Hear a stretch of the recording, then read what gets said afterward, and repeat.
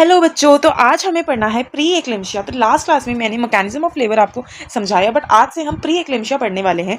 Pre का मतलब क्या होता है? प्री का मतलब होता है पहले, है ना, कि जो भी चीज़ पहले हुई है। और किस चीज़ के पहले हो रही है? एक्लेम्शिया के पहले।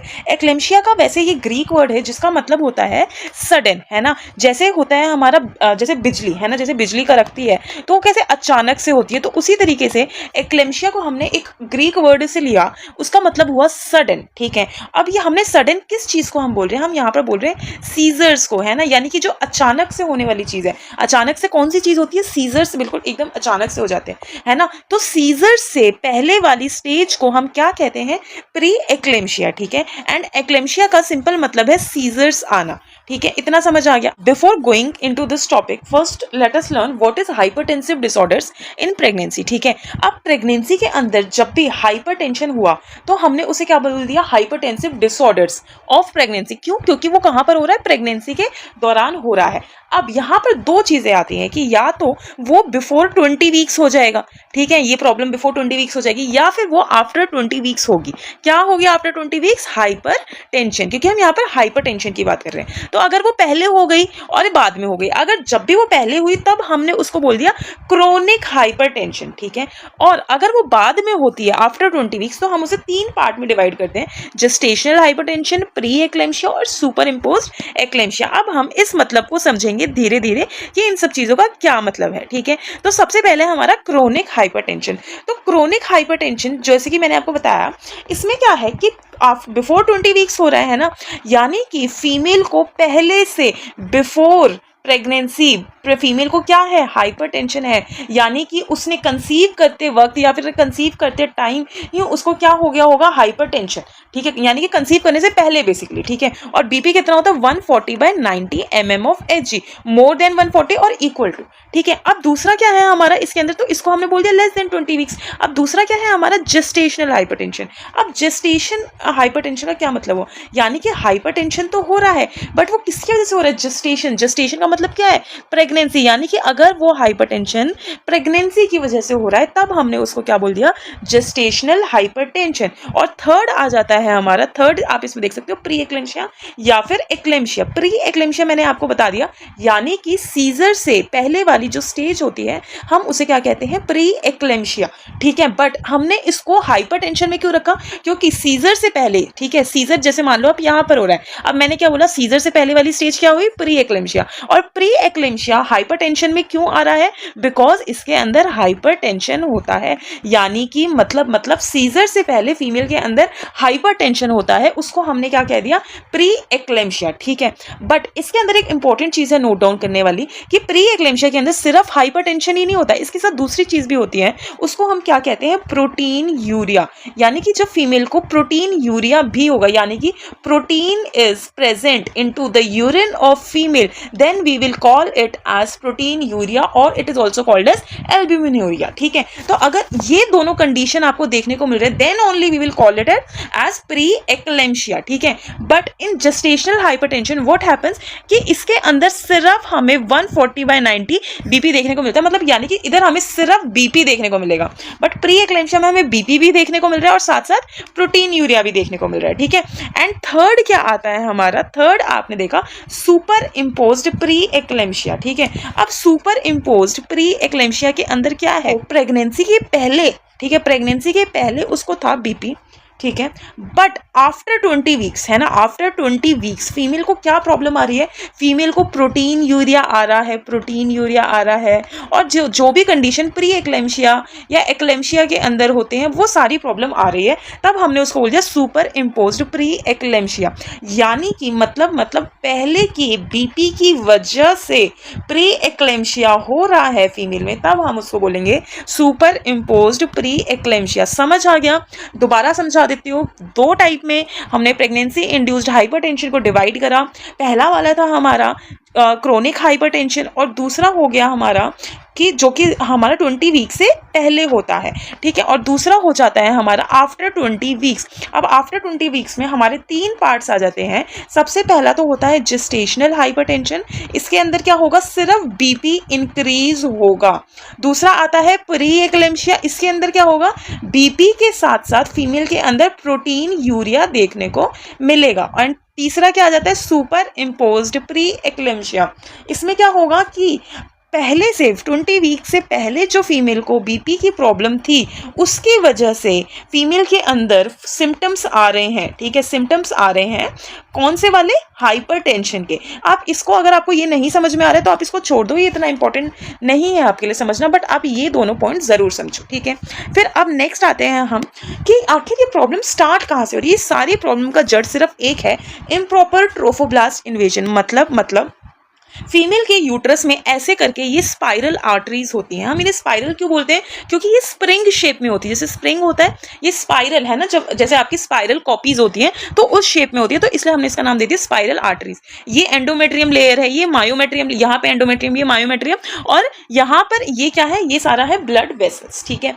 अब इसके अंदर क्या होता है फीमेल में कि फीमेल के अंदर प्लेसेंटा आता है, ठीक है, प्लेसेंटा का इम्प्लांटेशन होता है यूट्रस के अंदर। अब जब भी यूट्रस के अंदर प्लेसेंटा आएगा, ठीक है, तो क्या होता है कि ट्रोफोब्लास्ट आपने सेल पढ़े होंगे जो आउटर सेल होती है प्लेसेंटा की। अब ये ट्रोफोब्लास्ट आता है अंदर अंदर अंदर एंडोमेट्रियम लाइनिंग में, है ना, क्यों, क्योंकि इसको हम क्या कह रहे हैं, एंडोमेट्रियम। रुक जाओ, अब देखो आपको ढंग से दिखेगा, इसको हम क्या कह रहे हैं, एंडोमेट्रियम बोल रहे हैं ना। ये वाली लेयर एंडोमेट्रियम है, ये मायोमेट्रियम है। अब आप लोगों ने पढ़ा है प्लेसेंटा कहाँ पे आता है, एंडोमेट्रियम के अंदर आकर के इन्वेड हो जाता है। अब एंडोमेट्रियम के अंदर ही प्लेसेंटा आ रहा है, ठीक है। ये जो सेल्स हैं ये सारे प्लेसेंटा के ही सेल्स हैं, जिसको हमने बोला ट्रोफोब्लास्ट, ठीक है। अब ये जो ट्रोफोब्लास्ट है ये क्या कर रहा है, ये आ तो रहा है इसके अंदर, डेसिडुआ के अंदर, एंडोमेट्रियम के अंदर आ तो रहा है, बट लेकिन वो ढंग से घुस नहीं रहा है, ठीक है, ढंग से ज्यादा डीपली नहीं जा रहा है, ज्यादा अच्छे से नहीं आ रहा है, ठीक है। तो इसकी वजह से क्या प्रॉब्लम आएगी फीमेल के अंदर ये प्रॉब्लम आएगी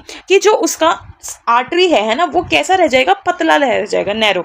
बट इन नॉर्मल प्रेगनेंसी यही आर्टरीज क्या हो जाती हैं, हमारी बड़ी हो जाती हैं। क्यों हो जाती है बड़ी, क्योंकि ताकि फीटस को अच्छे से ब्लड सप्लाई मिले, फीटस को अच्छे से ब्लड मिलेगा, है ना, तभी तो उसके अंदर रेजिस्टेंस कम होगी, यानी कि डिक्रीज रहेगा, प्रेशर डिक्रीज रहेगा वेसल्स के अंदर, प्लेसेंटा के अंदर, है ना। बट इस केस में क्या हो रहा है कि फीटस को जो है ब्लड जो है वो ठीक से नहीं मिल पाएगा। क्यों, क्योंकि यहाँ पर क्या है, वेसो कंस्ट्रिक्शन।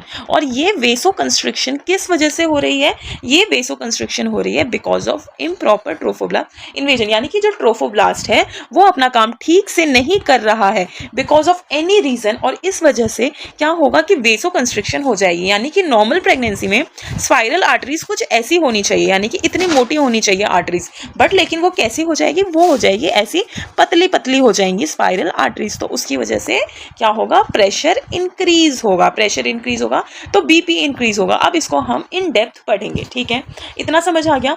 अब इसके अंदर सबसे ज्यादा जो इंपॉर्टेंट है, ये मैंने आपको बता दिया, chronic hypertension and pregnancy induced hypertension, ये क्लासिफिकेशन हम पढ़ रहे थे, ठीक है। अब नेक्स्ट आ जाओ रिस्क फैक्टर्स, कि रिस्क फैक्टर्स क्या होते हैं, कि आखिर इम्प्रॉपर इन्वेजन क्यों हो रहा है। इसके मेनली 4 रीजंस हैं, maternal problem, placental problem, metabolic disorder और प्री एग्जिस्टिंग डिजीज, है ना। मैटरनल प्रॉब्लम में क्या आता है, मेनली फीमेल का एज आ जाता है, और क्या आएगा बताओ, फीमेल की जीन्स आ जाएंगे, जेनेटिक। एज में क्या होगा, एज अगर फीमेल की लेस देन 20 ईयर्स है एंड मोर देन 40 ईयर्स है तो ये प्रॉब्लम होगी, जेनेटिक कॉज हो जाएगा, ठीक है, या फिर फैमिली हिस्ट्री हो जाएगी फीमेल की। और उसके अलावा क्या होगा, हिस्ट्री ऑफ प्री एक्लेम्शिया, कि पहले भी फीमेल को प्री एक्लेम्शिया हुआ है तो उसको हाईयर चांसेस होते हैं दोबारा से प्री एक्लेम्शिया होने के। दूसरा प्लेसेंटल प्रॉब्लम, जिसमें इम्प्रॉपर इन्वेजन हो जाएगा किसका, ट्रोफोब्लास्ट का, ठीक है, ट्रोफोब्लास्ट सेल्स। अब तीसरा मेटाबॉलिक डिसऑर्डर्स, इसके अंदर क्या आता है हमारा, डायबिटीज, ठीक है, मेटाबॉलिक डिसऑर्डर्स में डायबिटीज की वजह से ये प्रॉब्लम बहुत ज़्यादा दिखी जाती है। और उसके अलावा क्या देखा जाएगा कि आर्टरीज के अंदर पहले से कोई प्रॉब्लम प्रॉब्लम है ना, आर्थरोस्क्लेरोसिस है या फिर आर्टीरियोस्क्लेरोसिस है, यानी कि आर्टरीज में कोई प्रॉब्लम है, इस वजह से ऐसा हो रहा है, यानी कि ये पहले से दिक्कत है। एंड प्री एग्जिस्टिंग डिजीज, यानी कि कोई ऐसी डिजीज जो पहले से एग्जिस्ट करती है, वो कौन सी डिजीज हो गई? हाइपर टेंशन, यानी अगर फीमेल के अंदर पहले से हाइपर टेंशन है तो उसकी वजह से क्या हो सकता है? सुपर इम्पोज्ड प्री एक्लेम्शिया हो सकता है। ठीक है, तो ये सारे हो जाएंगे रिस्क फैक्टर्स, आप इनको डिटेल में नोट्स बना करके लिख सकते हो। अब नेक्स्ट आ जाओ आप, पैथोफिजियोलॉजी ऑफ प्री एक्लेम्शिया। अब यहाँ पर हमने इसको समझने के लिए मैंने आपके लिए एक ट्रिक बनाई है, तो उस ट्रिक का क्या नाम है? प्लेस।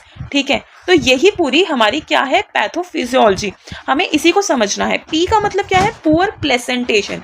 पुअर प्लेसेंटेशन मैंने आपको यहाँ पर समझा दिया, यानी कि मतलब इम्प्रॉपर ट्रोफोब्लास्ट का इन्वेजन हो रहा है, जिसकी वजह से आर्टरीज नैरो रह जाएंगी, उसी को बोला पुअर प्लेसेंटल इन्वेजन, या फिर पुअर प्लेसेंटेशन भी कह सकते हैं, दोनों सेम बात है।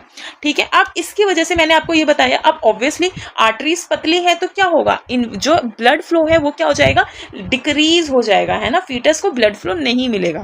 फिर यहाँ पर एक फैक्टर्स रिलीज होंगे, एंटी एंजियोजेनिक फैक्टर्स। अब ये फैक्टर्स क्या है? Anti angiogenic factors. अब क्योंकि प्लेसेंटा जो है, प्लेसेंटा का क्या काम है कि वो फीटस को ब्लड देता है और क्या देता है? न्यूट्रिशंस देता है। अब प्लेसेंटा को अपना काम तो पूरा करना ही है, जैसे आपका काम पढ़ाई करना है, आप पढ़ाई नहीं भी करोगे तो आपका चल जाएगा, आप सो जाओगे, है ना, आप टीवी देख लोगे, खेल लोगे, बट प्लेसेंटा ऐसा नहीं है। प्लेसेंटा का जब काम पूरा नहीं होता है तो प्लेसेंटा बहुत ही ज्यादा एंग्री हो जाता है। ठीक है, एंग्री हो जाता है तो वो क्या करता है? वो कुछ फैक्टर्स रिलीज करता है, जिसको हम क्या कहते हैं? Anti angiogenic factors. यानी कि एंजियोजेनिक का मतलब, एंजियो का मतलब क्या होता है? वेसल्स, है ना, तो वेसल्स को बनाने वाली, जेनिक मतलब फॉर्मेशन, तो वेसल्स को फॉर्म करने वाले जो फैक्टर्स होते हैं उसको हमने बोला एंजियोजेनिक फैक्टर्स। अब इसके अगेंस्ट प्लेसेंटा क्या रिलीज करेगा? Anti angiogenic factors. ठीक है, यानी कि वेसल्स का फॉर्मेशन को ये स्टॉप कर देगा। वाई? बिकॉज प्लेसेंटा को ब्लड सप्लाई नहीं मिल रही है ना, तो ब्लड क्या हो गया? डिक्रीज हो गया प्लेसेंटा के पास, तो इस वजह से वो एंटी एंजियोजेनिक फैक्टर्स रिलीज कर रहा है। बट इसके पीछे एक और रीजन होता है कि प्लेसेंटा को लगता है कि अगर मेरे को ब्लड नहीं मिल रहा है तो मैं क्या करता हूँ? वेसल्स को पतली कर देता हूँ, सारी बॉडी के वेसल्स को पतली कर देता हूँ। तो जब वो वेसल्स, सारी बॉडी की वेसल्स पतली कर देगा तो क्या होगा? ऑब्वियसली वॉल्यूम जो है वो डिक्रीज होगा, तो क्या होगा? प्रेशर जो होगा वो इंक्रीज होगा, है ना, ये हम सारे फिजिक्स में पढ़ते आते हैं, है ना, volume is inversely proportional to pressure. ठीक है, तो अब इस केस में क्या हो रहा है कि प्लेसेंटा चाहेगा कि मुझे ब्लड मिले, तो इस वजह से उसने सभी वेसल्स को क्या कर दिया? वेसल्स का जो ल्यूमन है या फिर कह सकते हो स्पेस है, उसको क्या कर देगा? नैरो कर देगा। ठीक है, इसको हम एक और टर्म देते हैं जिसे हम क्या बोलते हैं? वेसो कंस्ट्रिक्शन। तो जितनी भी बॉडी के अंदर जितनी भी ब्लड वेसल्स हैं सभी में क्या कर देगा प्लेसेंटा? वेसो कंस्ट्रिक्शन, क्योंकि वो एक फैक्टर रिलीज कर रहा है जिसको हम कह रहे हैं anti angiogenic factors. And obviously because of वेसो construction क्या होगा? फीमेल के अंदर बीपी होगा, प्रेशर इंक्रीज होगा, तो वही चीज हो रही है। नेक्स्ट, अब ये कैपिलरी लीक और वेसो कंस्ट्रक्शन क्यों हो रहा है? वेसो कंस्ट्रक्शन मैंने आपको बता दिया, एंड ये कैपिलरी लीक क्यों हो रहा है? ठीक है, अब वेसो कंस्ट्रक्शन तो कर ही रहा है प्लेसेंटा, इसके साथ वो एक और चीज करता है जिसको कहते हैं हम एंडोथीलियल डैमेज। एंडोथीलियल का डैमेज कर रहा है प्लेसेंटा, यानी कि हमारे जितने भी ब्लड वेसल्स होते हैं, जैसे ये ब्लड वेसल है, इसके पास एक लेयर होती है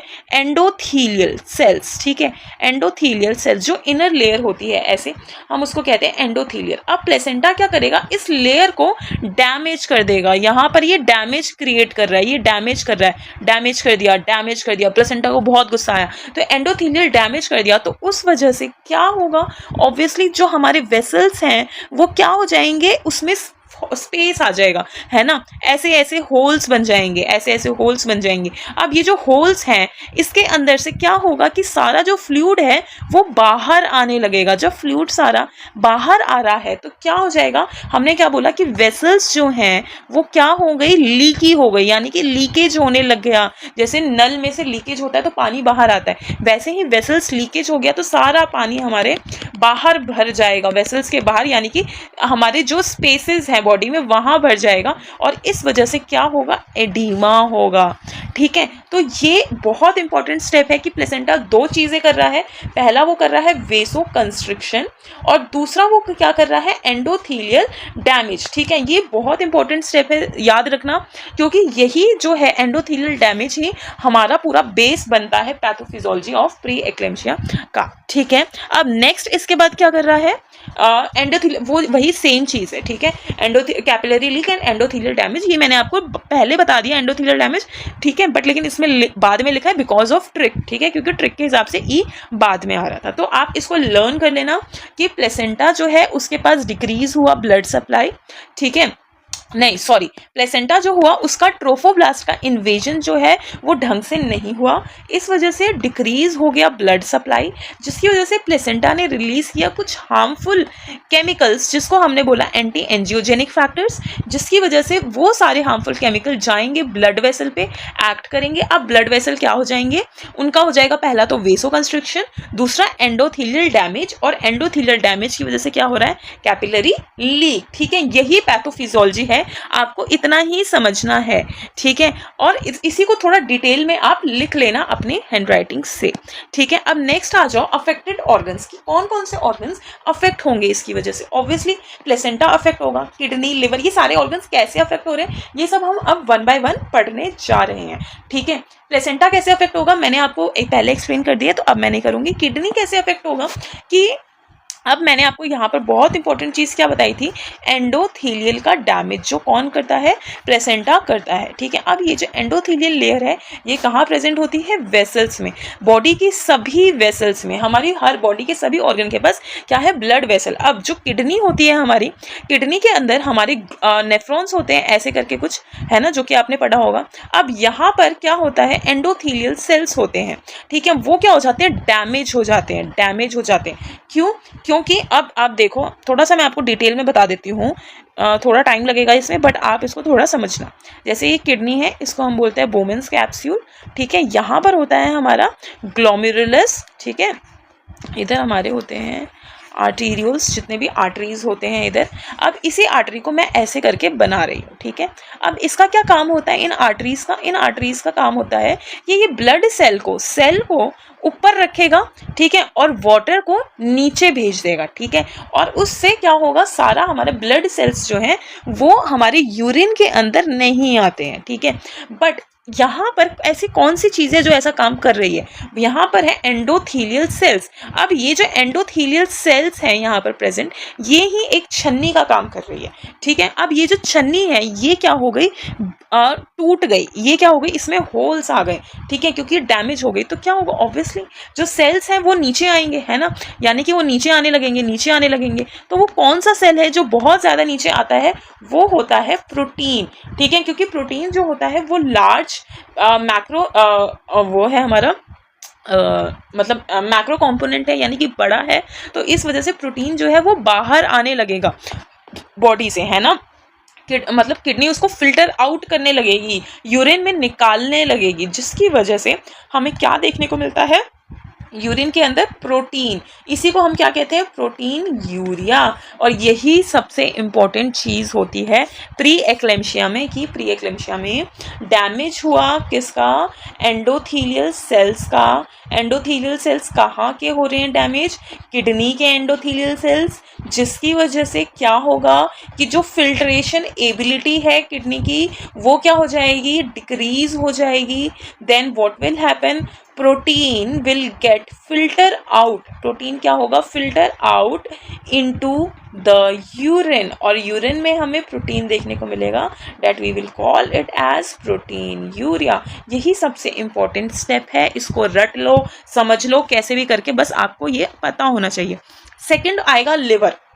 अब हमारी बॉडी के सभी ऑर्गन के पास वेसल्स हैं, तो अब जो लिवर होता है, लिवर के पास भी क्या होते हैं, हमारे वेसल्स होते हैं, है ना। तो अब ये जो वेसल्स हैं ये क्या हो रहे हैं, डैमेज हो रहे हैं, है ना। तो लिवर के पास जो भी हमारे को ब्लड सप्लाई कर रहा है लिवर को, वो क्या हो गया, डैमेज हो गया, वो वेसल डैमेज हो गया, तो लिवर को ब्लड नहीं पहुंचेगा, लिवर के पास भी डिक्रीज हो जाएगा ब्लड, है ना, डिक्रीज हो रहा है। तो उसके साथ क्या चीज देखने को मिलेगी लिवर में, कि लिवर जो है नेक्रोसिस होने लगेगा उसके अंदर। नेक्रोसिस क्यों हो रहा है लिवर के अंदर, क्योंकि उसका ऑक्सीजन डिक्रीज हो गया। अब ब्लड नहीं मिलेगा तो ऑब्वियसली ऑक्सीजन डिक्रीज हो गया, है ना, मतलब क्या हुआ, ब्लड सप्लाई डिक्रीज हुआ, जिसकी वजह से लिवर को ऑक्सीजन डिक्रीज हो गया, एंड देन लिवर के अंदर क्या होने लग गई, नेक्रोसिस होने लग गई।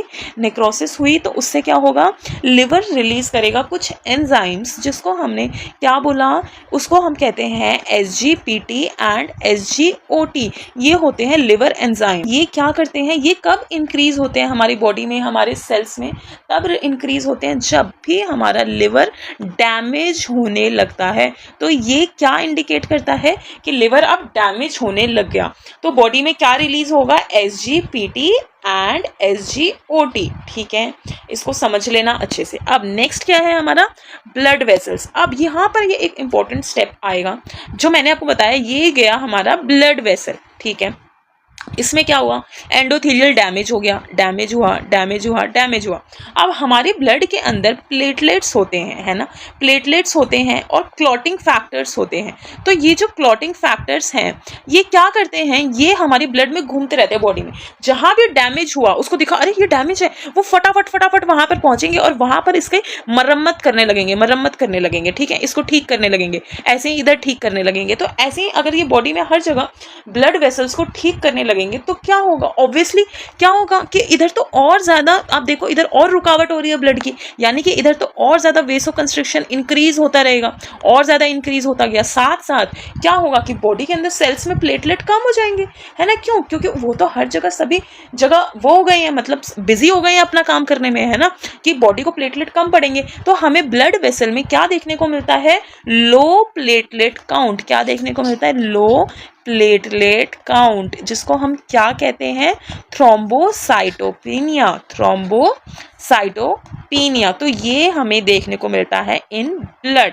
ठीक है, समझ आ गया। अब नेक्स्ट आ जाते हैं लंग्स। अब लंग्स में क्या हो रहा है, ऑब्वियसली वही सेम चीज हो रही है हर जगह, कि जो लंग्स है हमारे, लंग्स के पास भी क्या है, अब हमारे पास लंग्स के पास भी तो वेसल्स है ना, लंग्स बिना वेसल्स के थोड़ी होगा, इसके पास भी वेसल्स हैं।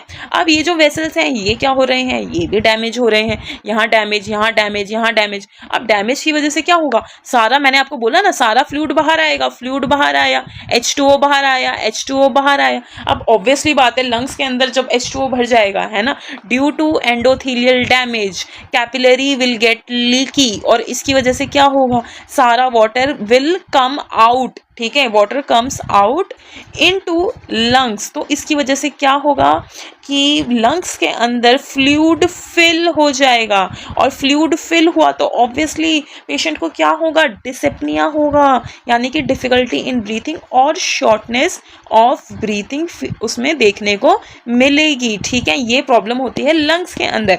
अब नेक्स्ट क्या है हमारा, ब्रेन। अब ब्रेन यहाँ पे इंपॉर्टेंट है कि ब्रेन जो है, ब्रेन के पास भी वेसल्स होते हैं, ब्रेन के पास भी वेसल्स हैं, ब्रेन के पास भी ब्लड जा रहा है। अब ये जो ब्लड जा रहा है ब्रेन के अंदर, एक इंपॉर्टेंट चीज होती है जो ब्रेन का प्रेशर मेंटेन करके रखती है। ठीक है, यानी कि ब्लड प्रेशर मेंटेन करके रखती है, बट ये क्या हो जाएगा, डैमेज हो जाएगा, है ना, कि प्रेशर बहुत इंक्रीज हो जाएगा, बहुत इतना इंक्रीज होता जा रहा है कि ब्रेन अपने प्रेशर को मेंटेन नहीं कर पाएगा। अब ब्रेन के पास भी प्रेशर जो है वो बहुत इंक्रीज हो गया। अब ब्रेन के को भी ब्लड सप्लाई क्या हो जाएगी, डिक्रीज हो जाएगी, उसको भी ब्लड सप्लाई नहीं मिलेगी जैसे बाकी ऑर्गन्स को नहीं मिल रही है ना। तो ब्लड सप्लाई जब भी ब्रेन के अंदर डिक्रीज होती है तो हमें क्या देखने को मिलता है, हमारा फर्स्ट साइन होता है ब्लरिंग ऑफ विजन, कि हमें धुंधला दिखेगा, ब्लरिंग ऑफ विजन दिखेगा। वाई, क्योंकि जो हमारे न्यूरॉन्स है ना, न्यूरॉन्स को क्या नहीं मिल रहा है, उसको उसका खाना नहीं मिल रहा है, तो वो काम कैसे करेगा, न्यूरॉन्स को ऑक्सीजन कम मिल रहा है, ऑक्सीजन कम हो गया तो ब्लरिंग ऑफ विजन देखने को मिलेगा। और जब यही चीज बढ़ती रहेगी, यानी कि ये जो हाइपोक्सिया है ब्रेन के अंदर, ये बढ़ता रहेगा, इंक्रीज होता रहेगा हाइपोक्सिया, तो लास्ट में हमें क्या देखने को मिलेगा, हमें देखने को मिलेगा सीजर्स। और यही सबसे इंपॉर्टेंट चीज है यहाँ पर कि हम प्री एक्लेम्शिया को सीजर्स क्यों बोल रहे हैं, क्योंकि उसका अल्टीमेट जो स्टेप होता है वो सीजर ही होता है। बट ये सीजर किसकी वजह से जनरेट होता है, बिकॉज ऑफ हाइपरटेंशन। तो इस वजह से हमने इसको बोला बोला प्री एक्लेम्शिया, और सीजर वाली स्टेज को हमने क्या बोला, एक्लेम्शिया। ठीक है, समझ आ गया इतना? ये था हमारा समझने का सारा पैथोफिजियोलॉजी। मैं आपको एक और बार ढंग से शॉर्ट में समझा देती हूँ ताकि आपको और ज़्यादा अच्छे से क्लियर हो जाए। किसका इन्वेजन हुआ, ट्रोफोब्लास्ट का इन्वेजन हुआ इम्प्रॉपर। ठीक है, फिर उसकी वजह से क्या होगा, उसकी वजह से प्लेसेंटा के अंदर क्या देखने को मिलेगा, हाइपोक्सिया। ठीक है, अब प्लेसेंटा को हाइपोक्सिया हुआ यानी कि ऑक्सीजन डिक्रीज हो गया उसके अंदर, तो प्लेसेंटा विल गेट एंग्री और वो क्या रिलीज करेगा, वो कुछ फैक्टर्स रिलीज करेगा जिसको हमने क्या बोला, एंटी एंजियोजेनिक फैक्टर्स। ठीक है, अब ये फैक्टर्स कहाँ जाएंगे, ये जाएंगे हमारे वेसल्स के ऊपर और उसके ऊपर क्या करेंगे, एक्ट करेंगे। ठीक है, जिसकी वजह से हमें दो चीज़ें देखने को मिलेंगी। पहला तो होगा एंडोथीलियल डैमेज। ठीक है, एंडोथीलियल लेयर को क्या कर देगा, ये डैमेज कर देगा, और उसके साथ साथ ये क्या करेगा, साथ में ये करेगा वेसो कंस्ट्रिक्शन। ठीक है, सारी वेसल्स को कंस्ट्रिक्ट कर देगा ताकि प्लेसेंटा को लगे कि मुझे थोड़ा ब्लड मिल जाए, बट ये सब कुछ उल्टा काम करने लगेगा एट लास्ट। ठीक है, फिर इसकी वजह से एंडोथेलियल डैमेज हो रहा है तो वो कहाँ कहाँ पे जाकर के अफेक्ट करेगा, सबसे पहला मैंने आपको बताया वो अफेक्ट करेगा किडनी के ऊपर। किडनी के अंदर क्या होगा, यूरिन आउटपुट जो है हमारा वो क्या होने लगेगा, वो तो ठीक है यूरिन आउटपुट, बट इसके अंदर यूरिन आउटपुट में हमें क्या देखने को मिलेगा, प्रोटीन यूरिया। ठीक है, protein urea and urine output will also decrease. हाँ, वो ठीक नहीं रहेगा। वाई, क्योंकि सारा जो हमारे बॉडी के अंदर फ्लूइड है, फ्लूइड तो हमारे इंटरस्टिशियल स्पेसेस में फिल होते जा रहा है, तो यूरिन आउटपुट हमें कम देखने को मिलेगा, साथ साथ हमें प्रोटीन यूरिया, दो चीज़ें हमें देखने को मिलेंगी। ठीक है, दूसरा हमारा कौन सा डैमेज हो रहा है, ऑर्गन लिवर। लिवर के अंदर क्या होगा, लिवर के अंदर SGPT और SGOT क्या देखने को मिलेंगे, इंक्रीज देखने को मिलेंगे। क्यों, क्योंकि लिवर सेल नेक्रोटाइज होने लगेंगे। तीसरा हमारा कौन सा ऑर्गन है, हमारे जितने भी ब्लड वेसल्स हैं, बिकॉज ऑफ एंडोथेलियल डैमेज वहां पर क्या हो रहा था, सारे प्लेटलेट्स, सारे क्लॉटिंग फैक्टर जाकर के वहां पर काम कर रहे थे, तो प्लेटलेट डिक्रीज हो जाएगा हमारी बॉडी में। ठीक है, फिर उसके बाद नेक्स्ट कौन सा ऑर्गन अफेक्ट होगा, हमारा ब्रेन अफेक्ट होगा। ब्रेन के अंदर हमें क्या देखने को मिलेगा, ऑब्वियसली उसके अंदर हमें सीजर्स देखने को मिलेंगे, एंड एट लास्ट जो फीटस होगा वो भी अफेक्ट होगा। कैसे, क्योंकि फीटस के पास भी तो ऑक्सीजन नहीं जा रहा है ना, प्लेसेंटा को नहीं मिल रहा तो फीटस को कहाँ से मिल रहा है, and fetus will get result in intra uterine growth retardation. And उसके अलावा अब प्लेसेंटा को ब्लड नहीं मिल रहा है, नहीं मिल रहा है, प्लेसेंटा थक गया है, वो काम करे जा रहा है, वो ये रिलीज करे जा रहा है factors, and at last placenta के अंदर क्या देखने को हमें मिलेगा कि प्लेसेंटा जो है वो सेपरेट आउट हो जाएगा। क्यों, क्योंकि उसको ढंग से ब्लड नहीं मिल रहा, न्यूट्रिएंट नहीं मिल रहा, तो प्लेसेंटा के अंदर क्या होगा, नेक्रोसिस होने लगेगा। ठीक है, so this was all about the pathophysiology of pre eclampsia. अगर आपको समझना आए तो then do let me know. अब इन्हीं सब चीज़ों की वजह से फीमेल के अंदर क्या होगा, फीमेल के अंदर कुछ साइन एंड सिम्टम्स आएंगे। ठीक है, जिसको हमने कहा वही साइन एंड सिम्टम्स है जो हम पढ़ रहे हैं, बस आप एक बार नाम सुन लो, आपको समझ आ जाएगा। हाइपरटेंशन होगा, 140/90 से BP होगा, बट इससे ज़्यादा भी हो सकता है और इक्वल टू भी हो सकता है।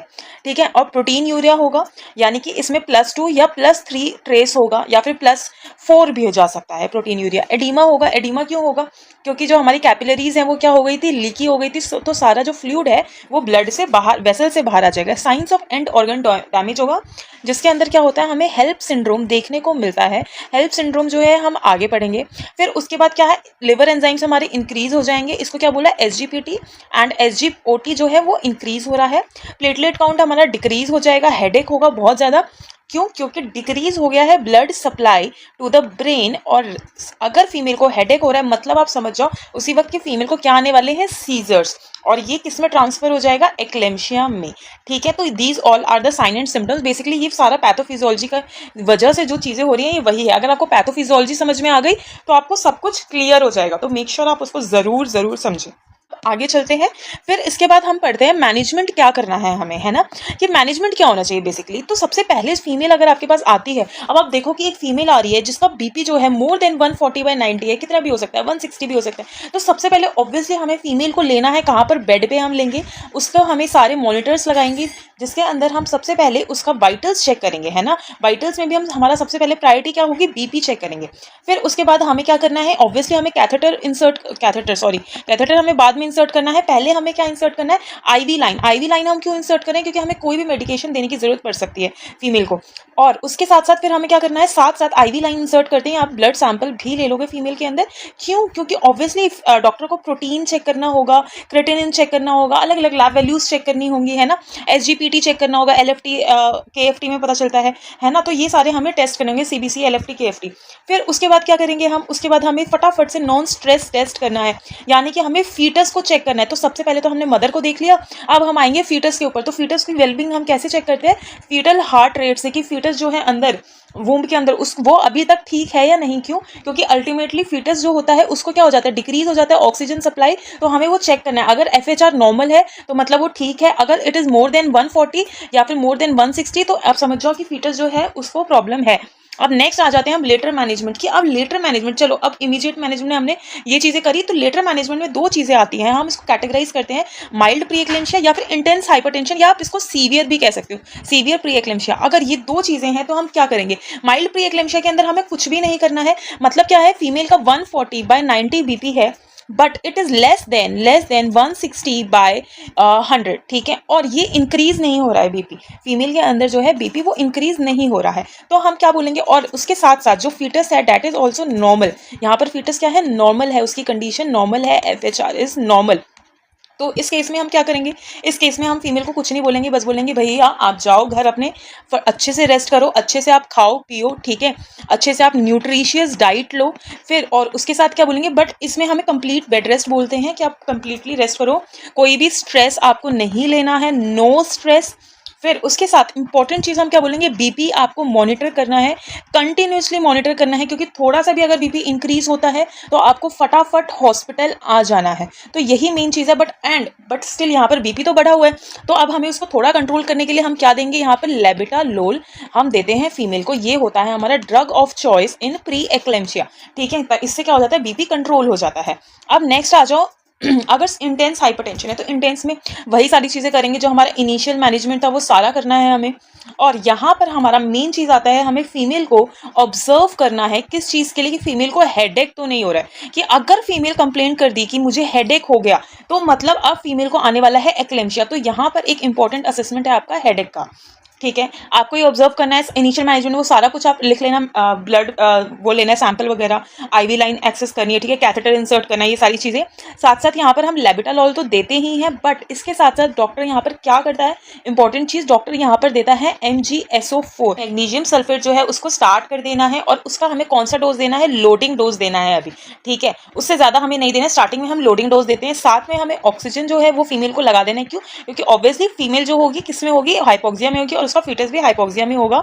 लेबिटालोल यहाँ पर हमारा चल रहा है। साथ साथ हमें कंटिन्यूसली फीटल हार्ट रेट को क्या करना है, मॉनिटर करना है। एंड एट लास्ट हमें फीमेल को प्रिपेयर करना है किस चीज़ के लिए, डिलीवरी के लिए, कि भैया चलो अब आपकी डिलीवरी तो करानी ही होगी। क्यों, क्योंकि अगर हमने डिलीवरी नहीं कराई तो कभी भी प्लेसेंटल सेपरेशन हो सकता है और बहुत ज़्यादा कॉम्प्लिकेशन हो सकते हैं, एंड फीटल हाइपोक्सिया हो सकता है। और यहाँ पर मोड क्या होता है डिलीवरी का, नॉर्मल वेजाइनल डिलीवरी, ठीक है। मैग्नीशियम सल्फेट जो है इसको हम एक्लेम्शिया में नेक्स्ट वीडियो में अच्छे से पढ़ेंगे, अभी आप इतना समझो हम ये चीज़ें करते हैं। एंड नेक्स्ट अब हम आते हैं कि क्या कॉम्प्लिकेशंस होते हैं प्री एक्लेम्शिया के, ठीक है। फिर इसके बाद लास्ट में हम नर्सिंग डायग्नोसिस पढ़ेंगे। तो उस कॉम्प्लिकेशन को हम क्या कहते हैं, हेल्प सिंड्रोम। हेल्प सिंड्रोम हमारा क्या होता है, हेल्प सिंड्रोम का फुल फॉर्म होता है hemolysis, elevated liver enzyme and low platelet count. Hemolysis होता है, ठीक है, जिसकी वजह से, हेमोलिसिस का मतलब क्या होता है, टूटना, है ना, यानी कि टूटते हैं हमारे सेल्स, ठीक है, कि और उसकी वजह से क्या होता है, जो लिवर एंजाइम्स हैं वो इंक्रीज हो जाते हैं, यानी कि SGPT एंड SGOT जो है वो क्या हो रहा है, इंक्रीज हो रहा है। एंड साथ में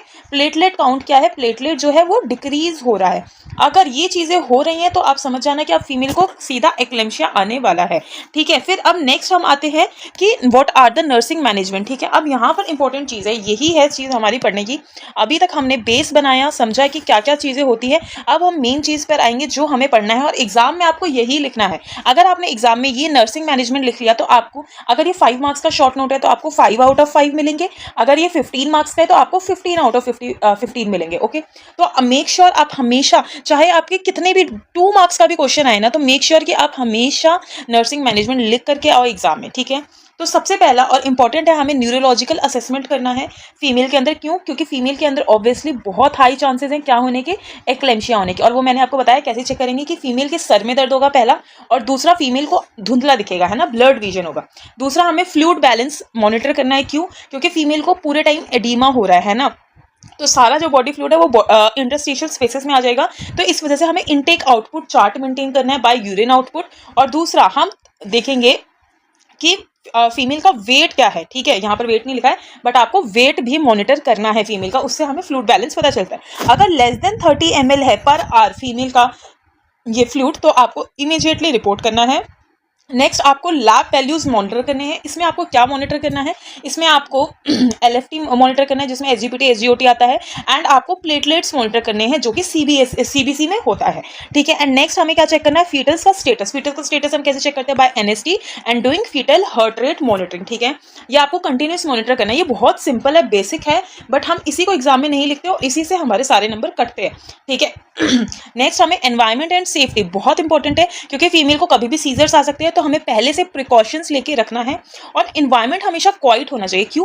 क्योंकि जितना ज़्यादा फीमेल के आसपास नॉइज होगी, है ना, जितनी ज़्यादा इंक्रीज लाइट होगी, तो उतना ज़्यादा जो हमारा ब्रेन होता है ना, उसको क्या मिलती है? स्टिमुलेशन मिलती है। ठीक है, और स्टिमुलेशन किस चीज़ की मिलती है? कि ब्रेन इरिटेटेड हो जाता है। जैसे आप जब शोर में जाते हो, भीड़ भड़के में जाते हो, आप इरिटेट हो जाते हो, तो वैसे ब्रेन इरिटेट हो जाता है और हाई चांस है फीमेल को सीजर आने के। तो सीजर को प्रिवेंट करने का मोस्ट इंपॉर्टेंट यही होता है कि आप एनवायरनमेंट को अच्छा रखो और सेफ्टी, आसपास नीडल्स नहीं होनी चाहिए, आसपास कोई ऐसी मेडिसिन ग्लास बॉटल्स मत रखो, या फिर फीमेल कहीं से गिर ना जाए, तो इस वजह से आप साइड रेल्स हमेशा अप रखो, है ना। तो ये सारी चीज़ें आप अपने पॉइंट में बना करके लिख सकते हो खुद से, है ना। फिर next positioning, very important step, female को हमें लेफ्ट लेटरल पोजीशन देना है। क्यों? क्योंकि this is the best position in pregnancy. आपको यही पोजीशन देना है, इससे प्रॉपर ऑक्सीजन सप्लाई मिलती है, किसको? फीटस को मिलती है। ठीक है, MGSO4 एडमिनिस्ट्रेशन करना है, बट इसके अंदर आपको मेंटेन करना है कि 4 से 7 मिली इक्विवेलेंट पर लीटर ही हमारा मैग्नीशियम सल्फेट हो। ये हम नेक्स्ट क्लास में जरूर पढ़ेंगे। मैग्नीशियम सल्फेट की टॉक्सिसिटी चेक करनी है, वो हम कैसे चेक करते हैं? डीप टेंडन रिफ्लेक्स से। अगर वो एब्सेंट हो जाए तो रेस्पिरेटरी रेट इंपॉर्टेंट है, अगर वो less than 12 breath per minute हो जाए। एंड नेक्स्ट यूरिन आउटपुट जो है डिक्रीज हो जाएगा 30 ml पर आवर, जब भी मैंने ऊपर आपको बोला, या आपको इमीडिएटली रिपोर्ट करना है। एंड नेक्स्ट बहुत इंपॉर्टेंट एंटीडोट हमें पास में रखना है फीमेल के, किस चीज़ का? MGSO4 का क्या एंटीडोट होता है? अगर इनकेस MGSO4 इंक्रीज हो गया 7 मिली इक्विवेलेंट पर लीटर से, तो फीमेल के अंदर टॉक्सिसिटी आएगी, तो फीमेल के अंदर और ज़्यादा दिक्कतें आएंगी, है ना। तो इसलिए एंटीडोट हम पास में रखना है, और वो एंटीडोट क्या है? Calcium gluconate. ठीक है, ये अच्छे से याद रख लो, कैल्शियम ग्लूकोनेट कि बहुत इंपॉर्टेंट है कि फीमेल के पास हमें कैल्शियम ग्लूकोनेट रखना होता है। ठीक है, इसको अच्छे से याद कर ले। Okay, so that's all for this video. Thank you class, thank you for watching. Make sure कि आप मेरे इस चैनल को लाइक करें, सब्सक्राइब करें। अरे यार, हाँ, thank you so much for watching. Make sure आप मेरे चैनल को लाइक करें एंड सब्सक्राइब करें। ओके।